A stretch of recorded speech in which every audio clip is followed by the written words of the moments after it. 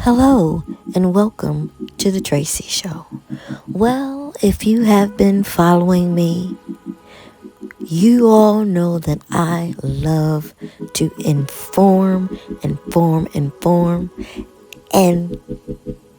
inform myself because this is something I have never heard of: a black serial unaliver. Henry Louis Wallace. Oh my goodness. This black man off the chain and still on death row. Child, we got to talk about this.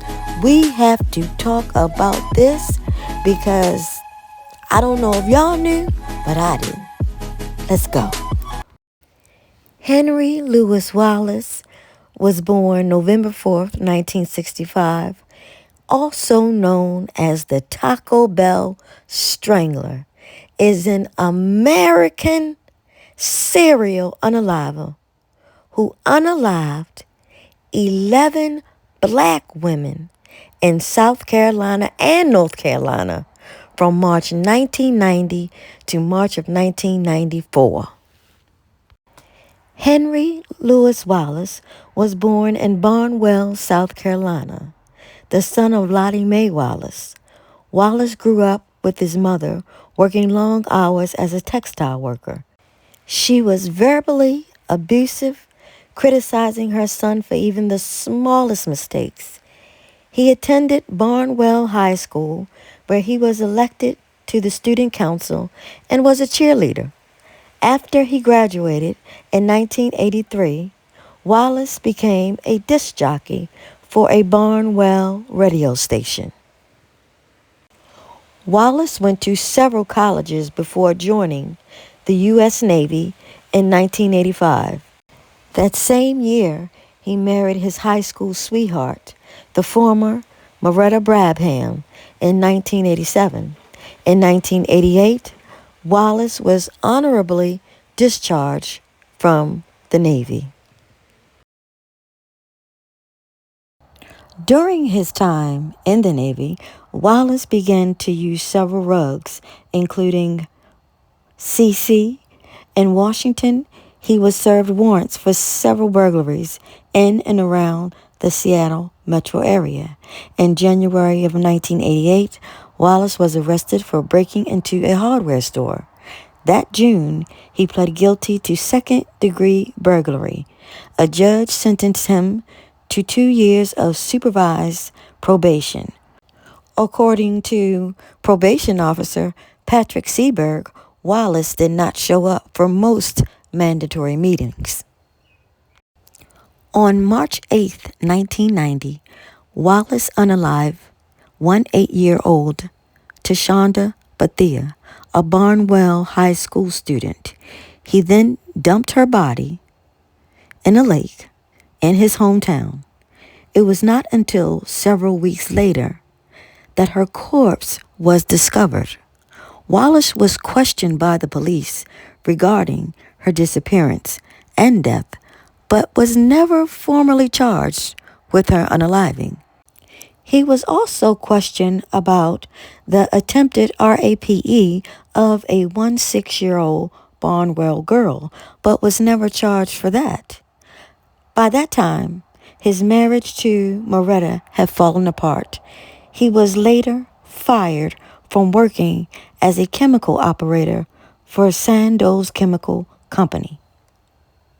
In February of 1991, Wallace broke into Barnwell High School and the radio station where he once worked as a disc jockey. He stole valuable video and recording equipment and was caught trying to pawn them.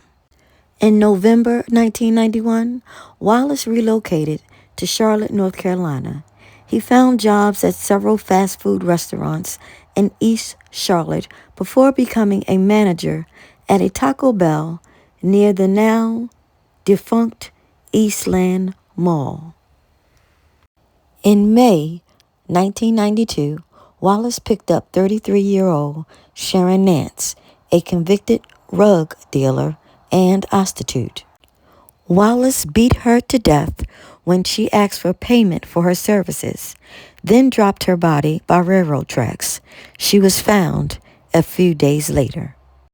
In June of 1992, Wallace aped and strangled Caroline Love, 20, at her apartment, then dumped her body in a wooded area. Love was a friend of Wallace's girlfriend. She was also his girlfriend's roommate and a college student. She had worked at Bojangles at the time of the disappearance. After he unalived her, Wallace, his girlfriend, and her sister filed a missing persons report at the police station. It would be almost 2 years before her body was discovered in a wooded area in Charlotte. On February 19, 1993, Wallace strangled 20-year-old Shauna Hawk, a college student, at her home after first RAPing her and later went to her funeral. Hawk had worked at Taco Bell, where Wallace was her supervisor. On June 22nd, Wallace RAP'd and strangled his Taco Bell co-worker and manager, Audrey Spain, 24. Her body was found on June 25th. On August 10th, 1993, Wallace RAP'd and strangled Valencia M. Jumper, a 21-year-old college student from Columbia, South Carolina. Jumper was his sister's friend. He then set her body on fire to cover up the crime. A few days after her unaliving, Wallace and his sister went to Valencia's funeral, even sending her family condolences.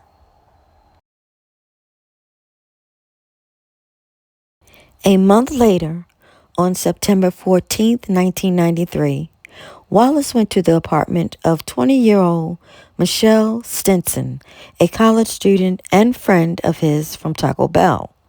He RAP'd her and sometime later strangled and stabbed her in front of her oldest son. On February 4th, 1994, Wallace was arrested for shoplifting, but police did not make a connection between him and the murders.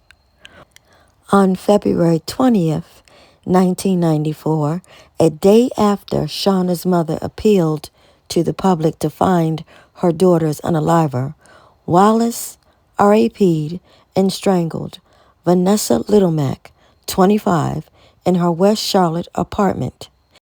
Wallace knew her through her sister, who was a co-worker of his at Taco Bell.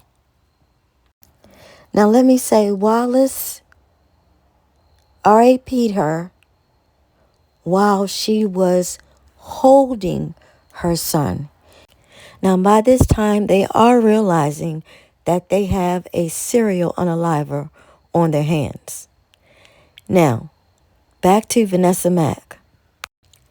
Wallace steals her ATM card, and he tries to use the card, of course, but is captured at the ATM machine. And I want you to notice something right here, that gold earring. Keep that in mind. Now, also, what makes this so creepy is that this nut is friends with all of these women, working with them, being friendly with them, whatever. He knows these women. So there's never any forced entry.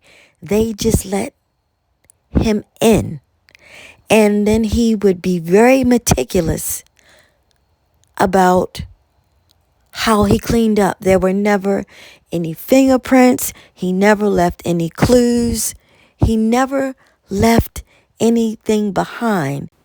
Therefore, detectives were having a very difficult time in finding clues to all of these homicides.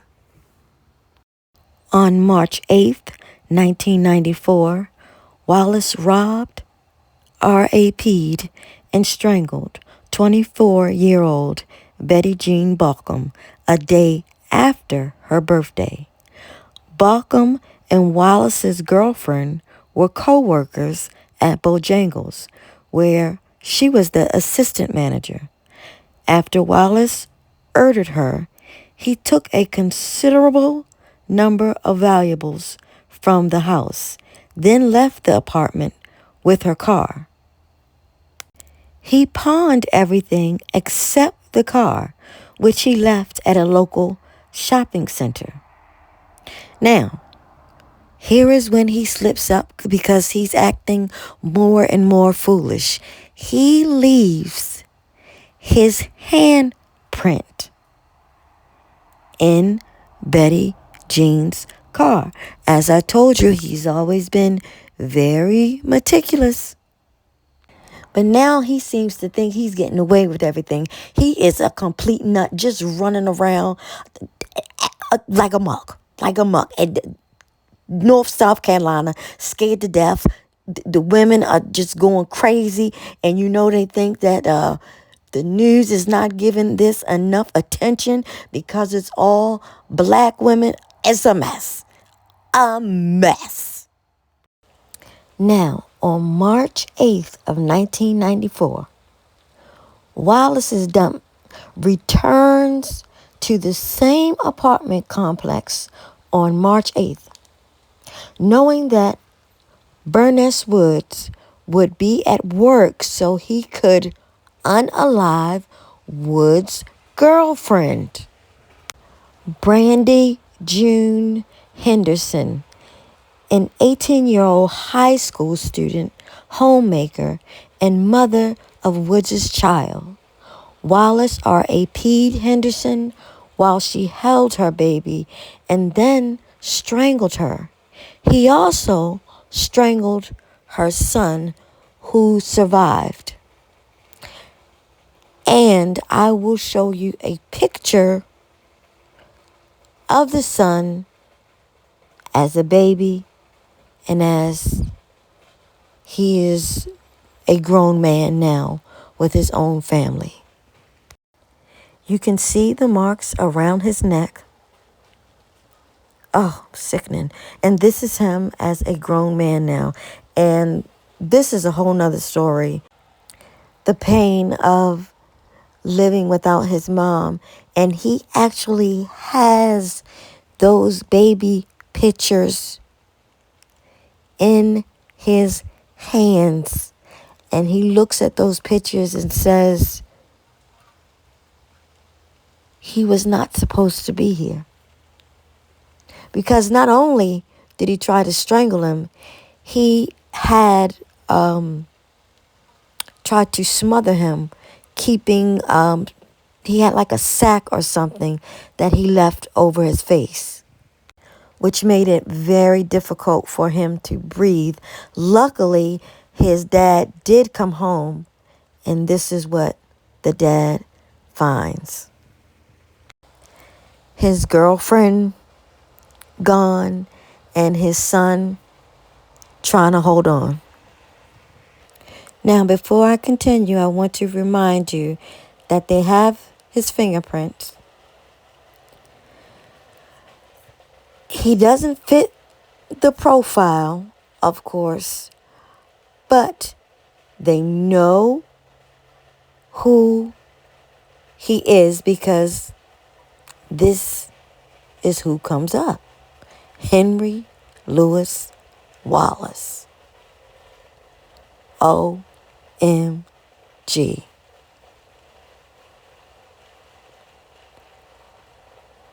A crazy black man. Oh, sickening. Sickening. Makes my stomach hurt. And now, After all this time, the police increases their patrols in East Charlotte after two bodies of young black women were found at the Lake Apartments complex.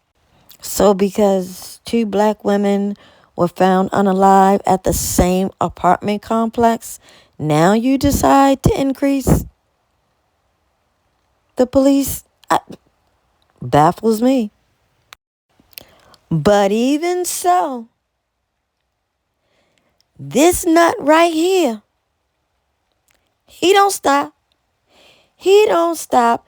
He RAP'd, strangled, and stabbed Deborah Ann Slaughter, 35, who had been his girlfriend's co-worker. He stabbed her a total of 38 times in the stomach and chest before taking money from the apartment for rugs. Slaughter's body was found on March 12, 1994. Wallace was arrested on March 13, 1994. For 12 hours, he confessed to the murders of 10 Charlotte women. He then confessed to an 11th murder he committed before moving to Charlotte. Wallace described in detail the women's appearances as well as how he RAP'd them, robbed, and unalived them. I honestly believe there's more. There's more. There is more. Charlotte's police chief rejoiced at Wallace's arrest, reassuring the community that the women of East Charlotte were safe. However, many in the area's black community criticized the police's conduct during the investigation, accusing them of neglecting the murders of black women.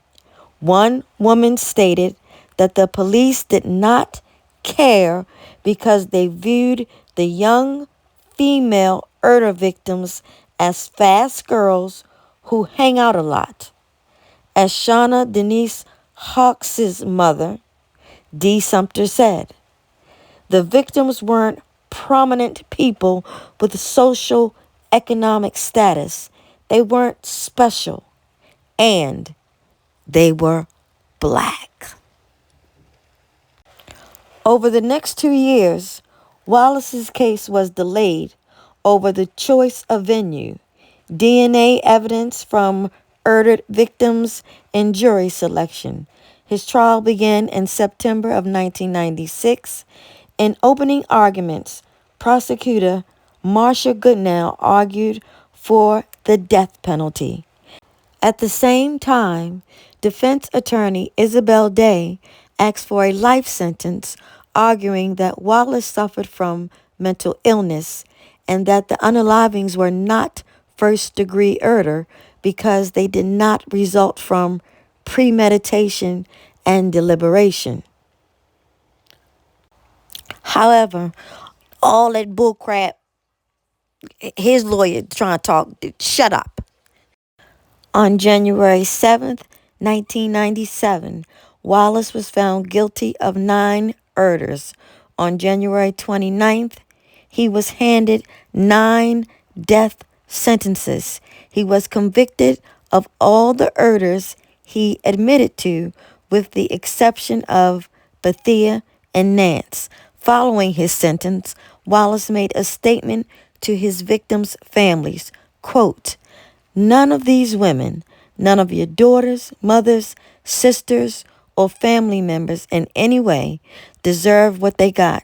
They did nothing to me that warranted death. Now let me say this piece right here. Do y'all know some fool done married him on death row on June 5th, 1998? Wallace married a former prison nurse. What the?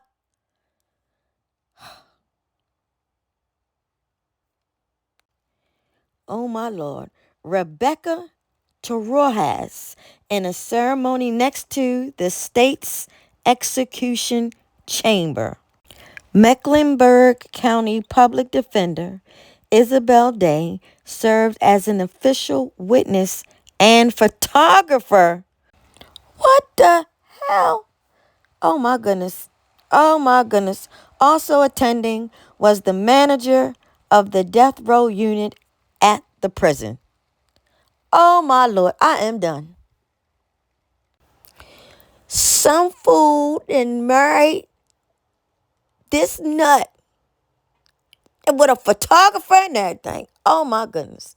And after all that, Henry Louis Wallace has not been executed. He remains on death row at Central Prison in Raleigh, North Carolina, and is still awaiting execution. Wahaya!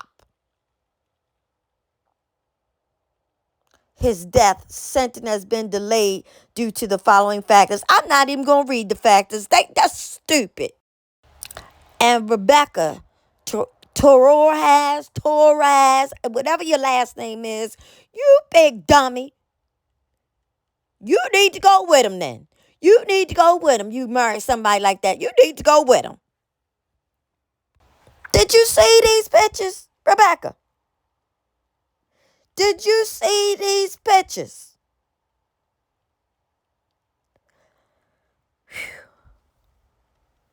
Okay, y'all. Y'all know how I get. Y'all know how I get. Y'all know how I get. Please let me know in the comments if you feel that Henry should have the death penalty or 9 life sentences. Either way, it's dead. But let me know. Let me know your thoughts and opinions on this. Let me know if you even knew about this. Let me know if you ever heard of this nut. And on the way out, do not forget to like, share, subscribe, and child, lock the door behind you. Lock the door behind you.